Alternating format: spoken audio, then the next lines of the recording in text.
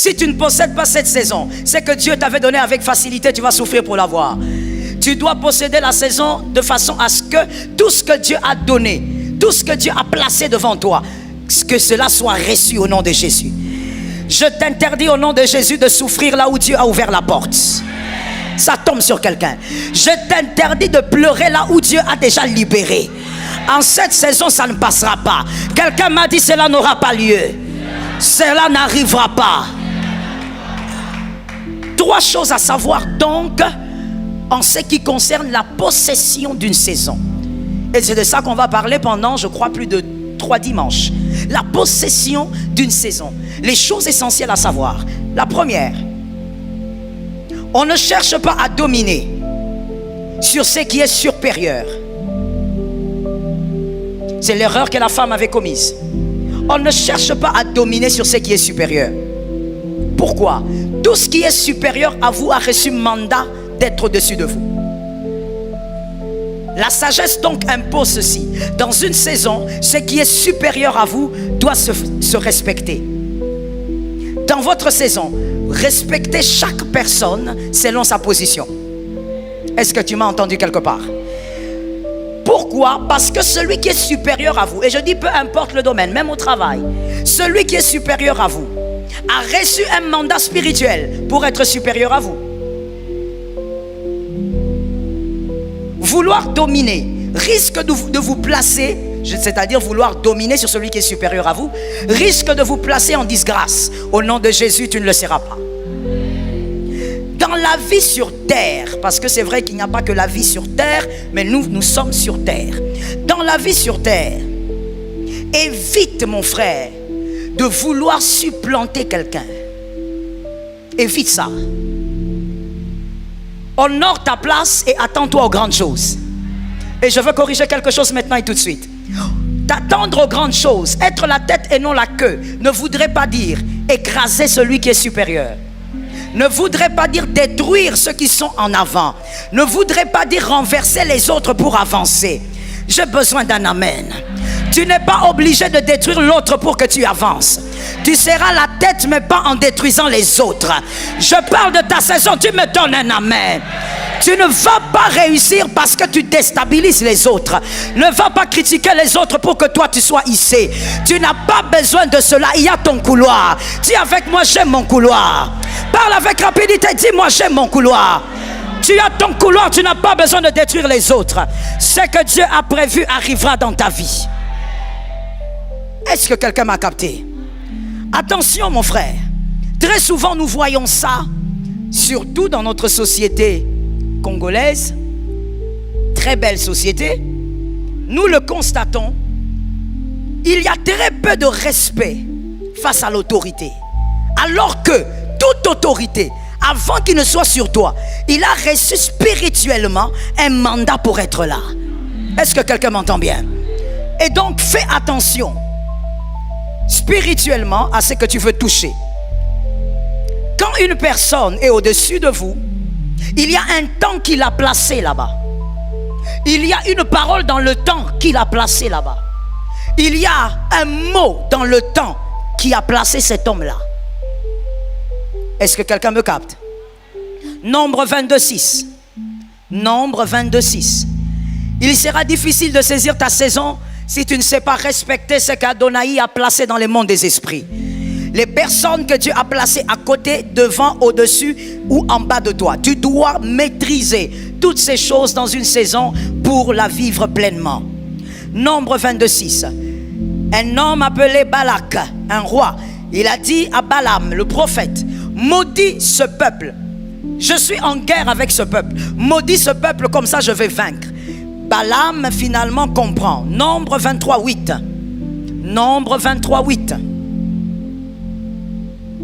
Nombre 23:8. Balaam comprend et il dit, je ne peux pas maudire celui que Dieu a béni. Je ne peux pas maudire celui que Dieu... En d'autres termes, celui que Dieu a mis au-dessus, je ne peux pas l'amener en bas. Ça tombe sur ta maison. Celui que Dieu a élevé, on ne peut pas le descendre en bas. Est-ce que quelqu'un me capte? Avant que toi tu ne l'élèves, Dieu l'a d'abord. Je dis à quelqu'un cette année, personne ne te mettra en bas si Dieu te positionne. Ça tombe sur ta maison, c'est gratuit. Je t'ai dit, c'est une matinée de parole. Tu reçois cela, ça reste sur toi. Balaam me dit, mais je ne peux pas. Comment tu veux que je maudisse? Ils sont déjà bénis. En d'autres termes, ils ont déjà été positionnés spirituellement. Je ne peux pas les descendre. Personne ne te descendra de là où Dieu te positionnera. D'où vient cette bénédiction? Genèse 12, 3. Genèse 12, 3. C'est de là que vient la bénédiction que Balaam le prophète ne peut pas enlever. Genèse 12, 3. Dieu dit à Abraham, je bénirai ceux qui te béniront, je maudirai ceux qui te maudiront. Et donc, pourquoi Balaam n'a pas pu maudire le peuple d'Israël? Parce que le peuple a été béni. Mais où se trouve la bénédiction d'un peuple? Où se trouve la bénédiction d'un homme? Où se trouve la bénédiction d'une famille? Où se trouve la bénédiction d'une nation? Ça se trouve sur leur tête. Est-ce que quelqu'un m'entend?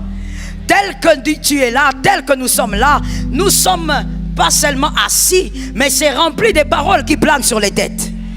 Et tout dépend de quel type de paroles plane sur ta tête. Je dis à une âme, l'argent peut positionner dans la société. Mais, que quelqu'un me dise, il y a un mais. L'argent peut positionner dans la société, mais ce sont les paroles, la bénédiction qui accorde la suprématie. Ça tombe sur quelqu'un.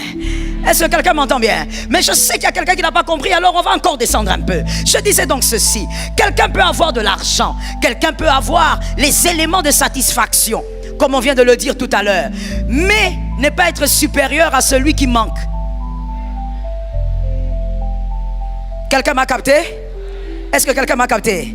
C'est comme ça que vous verrez certaines personnes avec les éléments de satisfaction, maison, voiture et tout ce que vous voulez. Il a l'argent, il est positionné dans la société. Mais le plus petit des sorciers de la famille le menace. Quand l'oncle vient, il lui dit, si tu ne me donnes pas le poisson salé, tu es fini. Et il commence à trembler. Alors qu'il a des maisons, il a des voitures. La suprématie, ce n'est pas l'argent. La suprématie, ce sont les paroles qui reposent sur la tête de quelqu'un. Ce sont ces paroles qui vous donnent une position de supériorité. Au nom de Jésus, en cette saison, ce sont ces paroles qu'il y a sur ta tête qui vont agir. Ça tombe sur toi au nom de Jésus. Les paroles qu'il y a sur... Que quelqu'un dise à son frère, c'est ce qui fait la différence. Je vais te choquer en te disant, celui qui a les paroles sur la tête, même s'il ne prie pas comme toi, il va te choquer cette saison. Marosoto, il y a des choses que seules les paroles. Je dis parole pour ne pas répéter bénédiction, mais quand je dis parole, comprends qu'il s'agit de la bénédiction.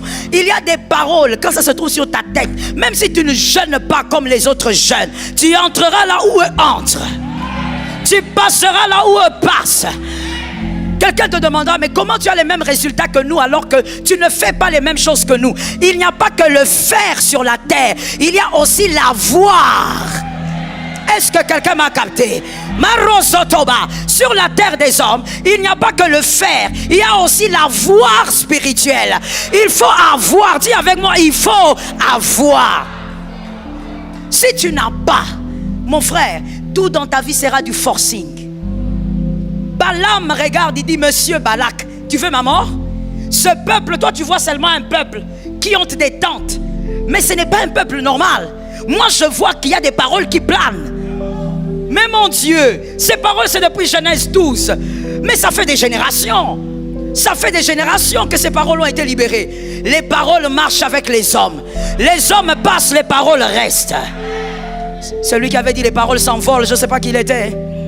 My goodness, les paroles ne s'envolent pas. Non, non, non, non. Les paroles ne peuvent pas s'envoler. Ce sont les paroles qui font à ce que les hommes soient ce qu'ils sont. Ça tombe sur ta maison. Maintenant, écoutez la différence entre l'argent et les paroles. À ne jamais comparer, c'est de la sottise. Écoutez, l'argent se lègue. Qui m'a dit ça se lègue? Les paroles aussi se lèguent. Quelqu'un m'a dit ça se lègue. Mais voici, lorsqu'on a l'argent, pour léguer l'argent, il faudrait que le précurseur soit un bon gérant. Si le précurseur n'est pas un bon gérant, il ne va rien vous léguer. C'est ça le problème avec l'argent. Pour que ton père te laisse un héritage, il doit être un bon gérant. Il y a des gens ici, maman n'a rien laissé parce que maman n'était pas une bonne gestionnaire, elle n'était pas une bonne gérante. Voilà, tu te bats aujourd'hui toi-même. Et donc, à faire héritage, celui qui est devant toi détermine le type d'héritage que tu auras. Mais les paroles, Maruso Kayasa, ça c'est un autre monde. Avec les paroles, même si celui qui t'a précédé a joué, les paroles te localisent. Les paroles descendent sur toi. Donne-moi un amen. Les paroles localisent ta descendance. Et j'aimerais te rappeler que les paroles restent jusqu'à la 1000e génération. Je prophétise au nom de Jésus que cette saison tu vives les grâces exceptionnelles. Tu vis les faveurs exceptionnelles. Tu vis des portes ouvertes et exceptionnelles. Assieds-toi avec, je te parle. L'argent, ça n'a rien à voir avec les paroles. Prive-moi l'argent, bénis-moi. Prive-moi ton argent, mais bénis-moi. Chaque soir dans ta chambre, dis, Seigneur, souviens-toi du pasteur Joël. Ça suffit. Parce que ce sont les paroles qui produisent tout le reste. Est-ce que quelqu'un m'entend bien? On peut avoir l'argent et mourir avec un cancer. Vous connaissez certains hommes puissants sur cette terre qui sont morts avec le cancer. Je ne vais pas citer les noms, ils ont des familles. On peut avoir de l'argent et être maudit. Le féticheur de ton village, il prend une calebasse sale. Au nom de Jésus, tu ne sors pas d'ici ce matin comme tu es entré. Le sorcier de ta famille, il prend une calebasse qui sent mauvais. Des choses dedans, sales. Lui-même, sale. Mais il se met à un endroit sale. Et il te maudit, ça t'atteint. Pourquoi? Parce qu'il te manque quelque chose. Tu as une maison. Tu as un mur élevé. Tu as des voitures, tu as des chiens de garde, mais tu manques celui qui garde contre la malédiction. La malédiction t'atteint pourquoi? Parce qu'il te manque des paroles. Est-ce que quelqu'un m'entend? Let me talk to you. Il y a quelqu'un qui dit dans son cœur, mais pasteur, si j'ai Jésus dans ma vie, n'est-ce pas que je pourrais être protégé? Je veux te dire, mon frère, avoir Jésus c'est merveilleux. Tu iras au ciel, mais les paroles bâtissent sur la terre. Yeah. Jésus, oui, tu iras au ciel, tu as le visa du ciel. Mais sur la terre, pour réussir et pour vaincre certaines batailles, tu as besoin des paroles. Que Jésus te localise. Tu peux avoir de l'argent et attendre un poste pendant 10 ans. Je sens une onction. Mais avec les paroles, tu entres dans l'entreprise, 2 mois après tu montes. Je déclare au nom de Jésus que l'Éternel te surprenne. Dans ton travail cette année qu'il t'étonne. Dans ton travail cette année monte. Est-ce que je fais monter un fils? Est-ce que je fais monter une fille? Est-ce que je fais monter quelqu'un? Je déclare tu montes. Je déclare tu montes. Je déclare tu montes. Je déclare tu montes. Je déclare tu montes. Assieds-toi, je te parle. Ces paroles, pendant que je parle, tu sais où ça reste? Sur ta tête. Ainsi il est écrit, je rendrai ton nom gras, je rendrai ton front dur comme un diamant, plus dur que le roc. Parce que sur la tête j'ai déposé quelque chose. Est-ce que quelqu'un me capte? Assieds-toi, je te parle. Mon frère, tu peux avoir l'argent et rester dans le coma. Mais quelqu'un entre dans ta chambre d'hôpital avec des babouches de bain, avec une chemise qu'il a repassée le matin. Il n'a pas de pantalon, il n'a qu'un seul pantalon. Mais il a des paroles et il a Jésus. Il lève sa main dans la chambre, tu sors du coma.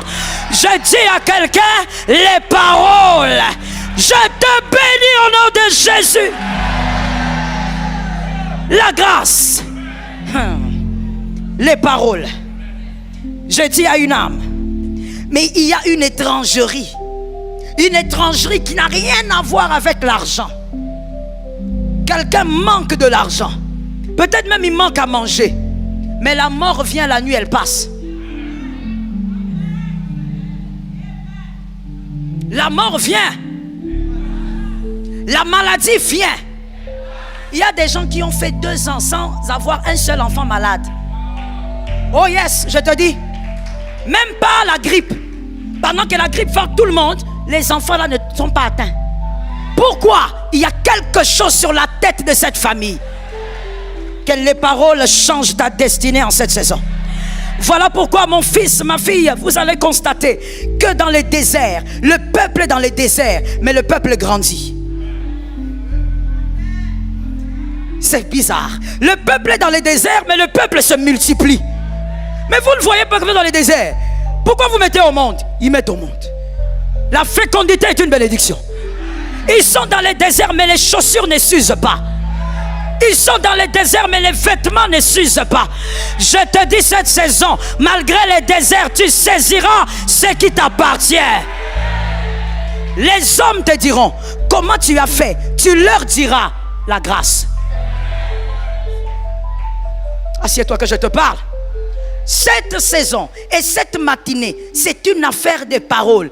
Mon frère, si ton papa ne t'avait pas béni, j'ai reçu mandat de te bénir. Si ta mère ne t'avait pas béni, j'ai reçu mandat. Et si quelqu'un avait osé te maudire, il est écrit, là où le péché abonde, la grâce, je te bénis au nom de Jésus. Je déclare la faveur au nom de Jésus. Assieds-toi, je te parle. La faveur qui est sur toi, aucun homme ne te le prend. Merci Jésus pour ce premier culte dominical de l'an. Parce que nous prenons les paroles. Mon frère, voilà pourquoi je t'ai toujours dit, s'il te plaît, sois comme un homme enseigné. Quand je te dis que Dieu te bénisse, ne me dis pas merci. Comment tu ne comprends pas les choses spirituelles? Que Dieu te bénisse, c'est tout un conteneur de visitation. Que Jésus agisse dans ta vie. Les paroles ont une puissance extraordinaire. On n'a pas d'argent, on n'a pas ce que les autres recherchent, mais on avance. Tout le monde se demandait comment ce peuple dans le désert avance. Qui les nourrit? Les paroles. Il a été dit sur ce peuple que le peuple était béni. Il ne peut pas mourir dans le désert. En cette saison, peu importe ce qui va arriver, que ce soit dans notre nation ou même dans ta famille, toi tu ne seras pas atteint, tu es sécurisé. Je veux donner un conseil gratuit à un homme spirituel. Ne combat pas ce qui est invisible. Un homme intelligent ne se focalise pas sur les effets. Un homme intelligent se focalise sur les causes. Généralement, en tant qu'être humain, nous aimons nous focaliser sur les effets plutôt que sur les causes. Tu attaques quelqu'un, tu combats quelqu'un, mais c'est que tu ne sais pas. Cette personne est à cause de la cause. Quelle est la cause? Les paroles.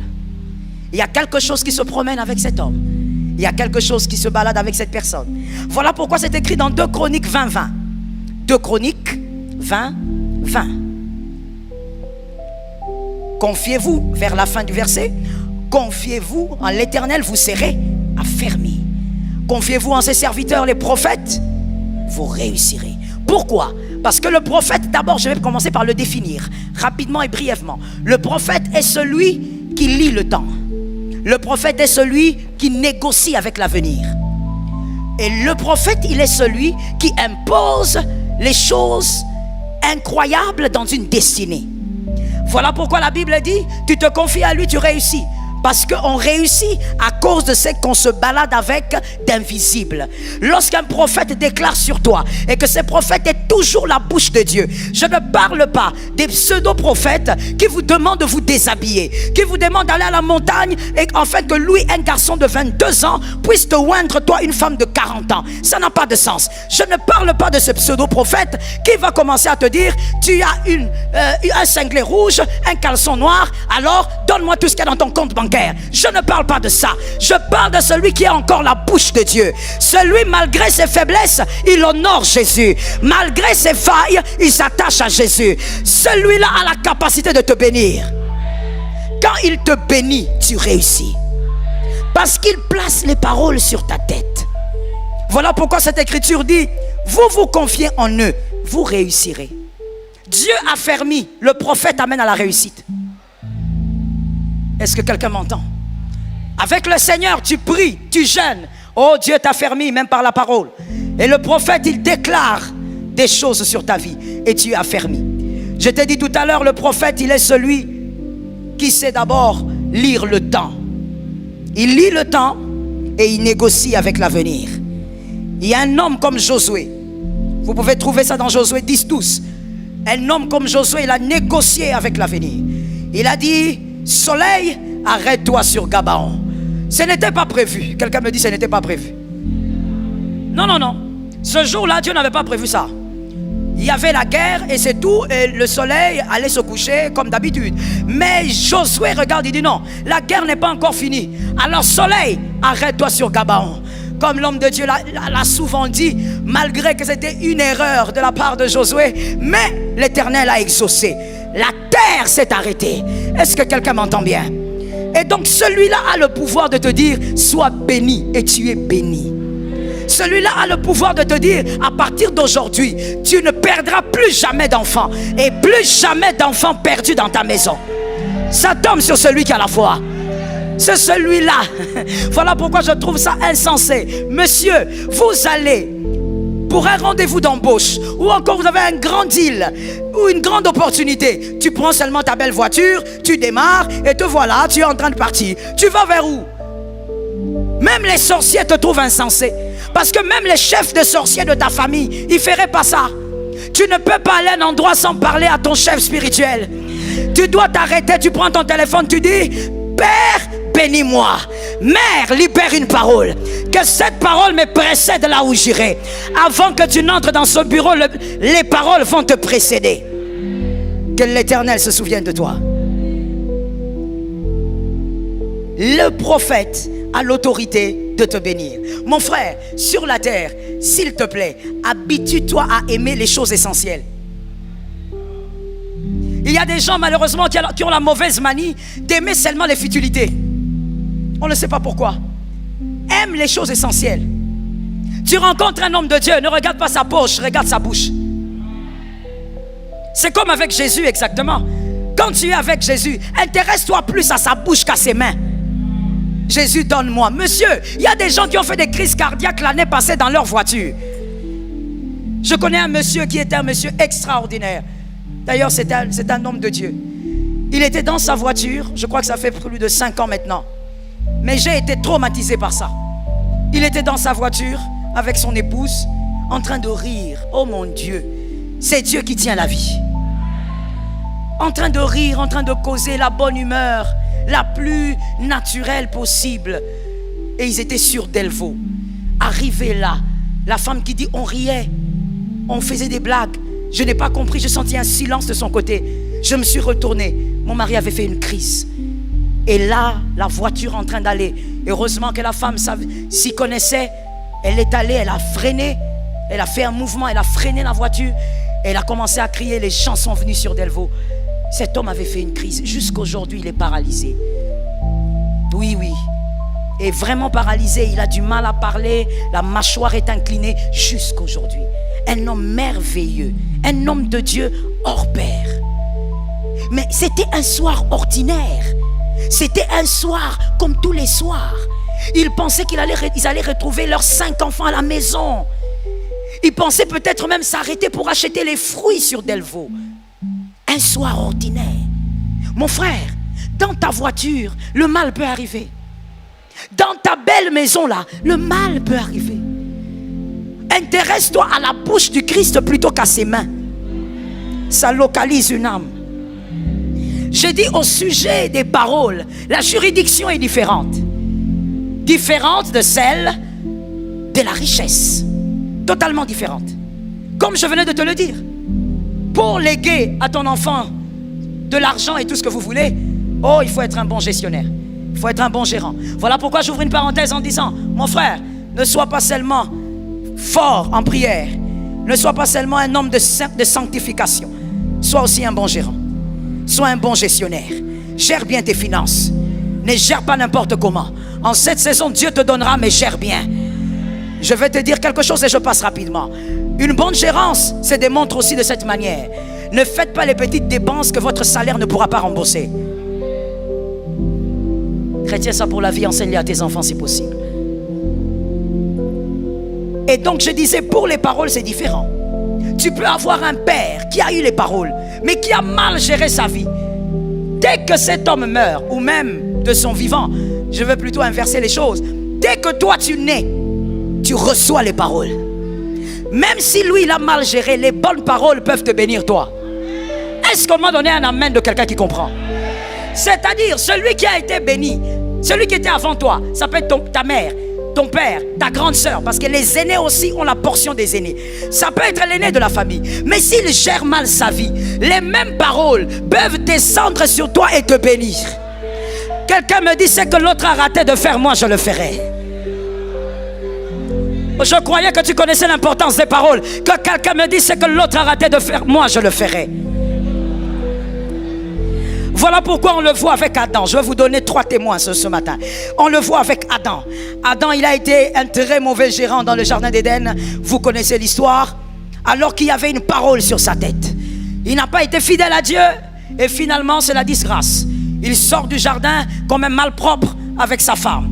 Mais il y a eu quelqu'un, son fils, Abel. La Bible dit, il était agréable devant Dieu. Il a été fidèle à Dieu. Pourquoi? Parce que Abel avait hérité des paroles. Quelles sont les paroles? Ce ne sont pas les paroles de domination. Non. Ce ne sont pas les paroles de régner. Non. Voici ce qui est écrit. Genèse 1, 26.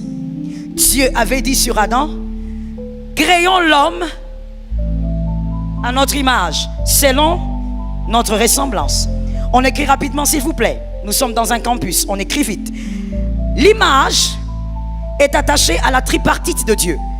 La tripartite de Dieu, c'est l'image que vous avez. Vous êtes corps, âme, esprit comme Dieu est. Le Père, le Saint-Esprit et Jésus. C'est la tripartite de Dieu. La ressemblance, je veux le dire de la manière des hommes, ce sont les valeurs de Dieu. Les valeurs de Dieu. La ressemblance. Cette parole était sur Adam. Il devait vivre selon l'image et la ressemblance. Mais Adam va perdre la ressemblance. Il a été incapable d'être fidèle à Dieu. Parce que je veux vous dire, Dieu est fidèle à lui-même. Je répète la phrase pour celui qui dormait. Dieu est fidèle à lui-même. Parmi les plus grandes vertus du Seigneur, on va parler comme les hommes, il y a la fidélité. Il y a la fidélité. Abel a été fidèle à Dieu là où son père n'a pas pu être fidèle. Mais la parole était sur Adam. Créons l'homme à notre image, selon notre ressemblance. La parole est là. Adam a failli. Mais quand Abel naît avec Caïn, Abel a su hériter de ses paroles. Il a été fidèle à Dieu, donc il était à l'image et à la ressemblance. Parlons de la fidélité de Dieu, ainsi tu vas comprendre la teneur. La fidélité de Dieu. Dieu est fidèle en lui-même. Et Dieu est fidèle en l'homme. Selon 1 Pierre 1, 20. Selon 1 Pierre 1, 20. Dieu a été fidèle à lui-même et Dieu a été fidèle à l'homme. Dieu est mort pour toi avant que tu ne naisses. Christ est mort pour toi avant que tu ne pêches. Christ est mort pour toi avant que tu ne le connaisses. Fidélité ou pas? Oh, je dis fidélité ou pas? Fidélité. Il est fidèle à lui-même. Il est tellement fidèle à lui-même qu'il reste fidèle à toi. Est-ce que quelqu'un me capte? C'est la même chose, vous savez, même dans le mariage aussi. Un homme infidèle, une femme infidèle, si il est infidèle, c'est d'abord parce qu'il n'est pas fidèle à lui-même. Quand quelqu'un est fidèle à soi-même, il est fidèle aussi à son épouse ou à son époux. Jean 14, 9. Jean 14, 9. Il est écrit, celui qui m'a vu a vu le Père. C'est qui parle? C'est Jésus, merci. Il y a les bien-aimés qui ont bien fait l'école du dimanche. Jésus. C'est Jésus qui parle. Jean 14, 9. Celui qui m'a vu a vu le Père. Parce qu'on lui demandait, montre-nous le Père. Les disciples, il dit, mais attendez, je serai avec vous pour combien de temps? Mais celui qui m'a vu a vu le Père. C'est-à-dire que qui est le Père? Jésus. Jésus. Matthieu 26, 36. Matthieu 26, 36. Matthieu 26, 36. Cette écriture dit qu'à un moment donné, Jésus va avec ses disciples prier. Et Jésus dit clairement, restez ici, moi je vais prier. Mais il va prier qui? Le Père c'est qui? Il va prier qui? Jésus est tellement fidèle à lui-même qu'il s'adore lui-même. Il est le seul qui a l'autorisation de s'adorer. Jésus s'adore lui-même. Jésus prie lui-même. Il se prie lui-même. Il est tellement fidèle qu'il est fidèle à lui-même. Vous m'avez vu, vous avez vu le Père. Mais en même temps, il dit, restez ici, je vais prier le Père. Mais le Père, c'est toi-même. Il est tellement fidèle qu'il s'adore lui-même. Qui a dit un amen? Et donc, Abel a été fidèle, alors que son père a raté. Mais heureusement pour Abel, les paroles ne pourrissent pas. Les paroles sont restées aussi sur la tête d'Abel. Je dis à une âme, ne cherche pas seulement à manger, à boire. Cherche aussi à ce que les hommes te bénissent. C'est une grâce que de recevoir la bénédiction. Est-ce que quelqu'un m'entend? La nouvelle saison a commencé. Combien d'entre vous m'ont écrit ou appelé pour me dire, bénis-nous, déclare une parole. Mon frère, c'est l'ignorance qui t'a amené à te taire. Lorsque tu connais, tu ne traverses pas une saison sans recevoir les paroles de la saison. Donc vous voyez qu'avec les paroles, même si le père a failli, le fils peut vaincre. Saül, parlons de Saül, le deuxième modèle. Saül. Saül a été choisi par le peuple. Le peuple voulait un roi, vous connaissez l'histoire. C'est le peuple qui choisit Saül, ce n'était pas Dieu. Et Saül était un benjamite. Il sortait de la tribu de Benjamin. La bénédiction déclarée sur les benjamites. On doit comprendre la bénédiction qui était sur Benjamin pour savoir quel type de bénédiction marchait avec Saül. Genèse 49, 27. Genèse 49, 27. Genèse 49, 27. Ce matin, par la grâce de Dieu, ta famille est localisée. Une grâce particulière pour ta famille. Tu es la porte qui introduit les faveurs dans ta famille ce matin. Alors sois une bonne porte, s'il te plaît. Ne sois pas une porte distraite. Sois une bonne porte. Genèse 49, 27. Voici ce que Jacob avait déclaré sur son fils Benjamin. Et Saül sort de Benjamin. Benjamin est un loup qui déchire le matin. Il dévore la proie et le soir, il partage le butin. Saül avait donc ces paroles sur sa tête. Même après des générations, on a béni son ancêtre, il a ça sur la tête. Il vivait et il grandissait avec. Au point où, à un moment donné, le loup que Saül était devait déchirer la proie. Et il rencontre la royauté. Quand il prend la royauté, c'est sa proie. Saül a commencé à déchirer sa proie. Mais Saül a tellement déplu à Dieu qu'il a été rejeté. Il a été rejeté, il a fait beaucoup d'erreurs, vous connaissez. Mais au-delà de ça, Saül n'a rempli qu'une partie de la prophétie. Saül a pris la proie, il a déchiré la proie et il s'est limité là. Or, il est écrit que le soir, quelqu'un m'a dit le soir, il doit faire quoi? Le butin doit être partagé. Saül, David arrive. Saül dit non, voici mon ennemi. Oh Saül, c'est contre la parole qu'il y a sur ta tête. Le butin, tu dois le partager, Saül. Il ne voulait pas partager le butin selon la parole qui était sur sa tête. Voilà pourquoi à un moment donné, Dieu prend les paroles, dépose sur Jonathan. Jonathan regarde, il dit, toi, tu es mon compagnon. Toi, tu es celui qui prendra la royauté. La parole qui était sur le père est descendue sur le fils. À cause de cela, Jonathan engendre Mephibosheth. Est-ce que quelqu'un m'entend? Jonathan, on lui dit, mais Jonathan, are you mad? What is wrong with you? Pourquoi toi qui es prince, tu dois remplacer ton père? Comment tu peux prendre la royauté? Tu donnes ça à un autre. Il est dit, le soir, tu partages le butin. Saül était arrivé au soir de sa destinée. Le butin devait être partagé. Et Jonathan l'a fait. En le faisant, il accomplit la parole qu'il y a sur sa tête. Et quand on accomplit la parole, on donne naissance à une destinée de gloire. Mephibosheth a une destinée de gloire. Est-ce que quelqu'un m'entend? Malgré que Mephibosheth était perclus des pieds, était boiteux, il avait beaucoup d'inconvénients à son époque. Mais même là, les paroles ont récupéré Mephibosheth.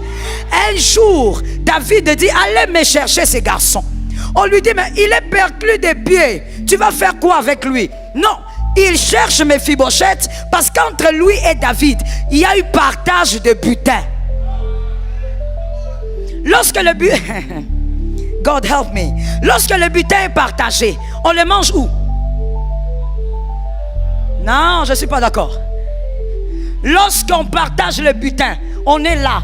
Il y a peut-être un éléphant ici pour ceux qui aiment la viande. On partage ça. On va manger ça où? Oh non. On va manger ça où? Non, non. Mon frère, tu es sûr que s'il y a de la viande ici, on partage, on va manger ça sur la table ici. On mange ça où? Pardon? À la maison, mais... Oh mon Dieu, complétez ça.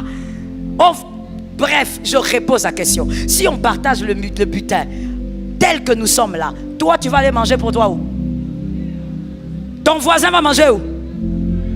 L'autre voisin mangera où? Chacun doit manger dans sa maison. Les butins ne se mangent pas ensemble. Quand on partage, ça se disperse. Chacun va manger dans sa maison. Méphibosheth doit bénéficier du butin. Il y a eu partage des butins. Cette saison, il y a des paroles qui sont sur ta tête qui vont délivrer tes enfants. Tes enfants vont recevoir des grâces exceptionnelles. Il y a eu partage. Assieds-toi, je te parle. Méphibosheth, perclus des pieds. On ne peut pas le chercher. Méphibosheth n'a pas de CV. Let me talk to you. Méphibosheth n'a rien. Il est en train de trimer à l'Odébar. Mais un jour, David y allait me le chercher. Qu'est-ce qui impose la présence de Méphibosheth? Les paroles que David avait dit avec son père. Les paroles planaient sur Méphibosheth. Là où tu es importe peu. Qu'est-ce que tu as là où tu es? Là où tu es n'a pas beaucoup de valeur. Dis-moi seulement qu'est-ce qu'il y a sur ta tête. Je te dirai ce que tu deviendras avant la fin de cette année. Méphibosheth a été récupéré alors que les circonstances de la vie... Oh my goodness. Tu vas le dire à 5 personnes ça. Les circonstances de la vie ont défavorisé Méphibosheth. Est-ce que c'est 5? Compte bien s'il te plaît.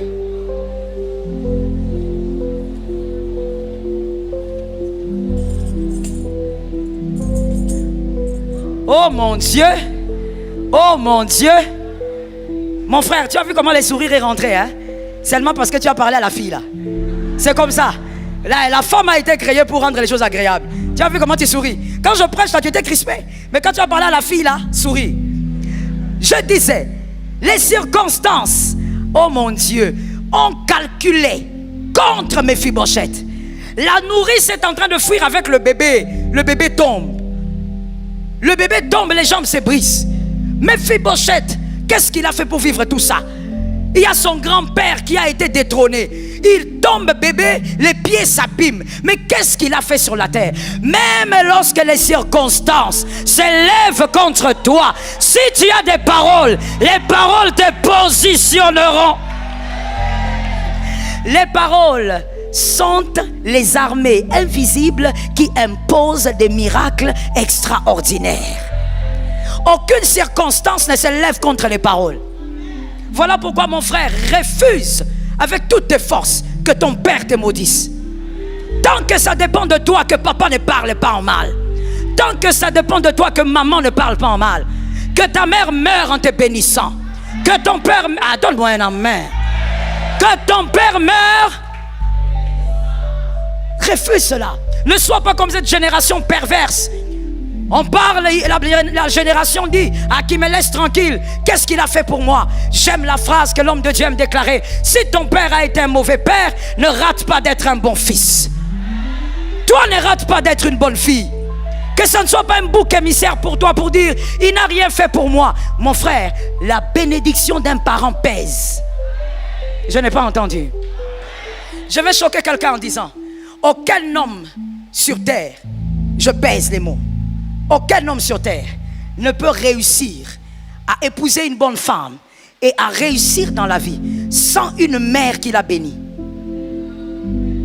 Même si tu n'avais pas entendu ça, cette mère était derrière cet homme pour le bénir. Est-ce que quelqu'un m'entend bien? Méphibosheth a été récupéré par les paroles. Que l'on récupère tes enfants par les paroles. Lorsqu'il n'y aura plus de force, que les paroles créent une ceinture autour de tes enfants. Ça localise quelqu'un. Ce matin, c'est une matinée de paroles. Si l'autre a échoué, toi tu n'échoueras pas. Oh, les paroles sont des bénédictions, car celui qui l'a reçu avant peut avoir eu une mauvaise vie. Mais toi, quand tu récupères la situation, les paroles peuvent agir puissamment. Je finis avec ce troisième témoin. Il y a cette famille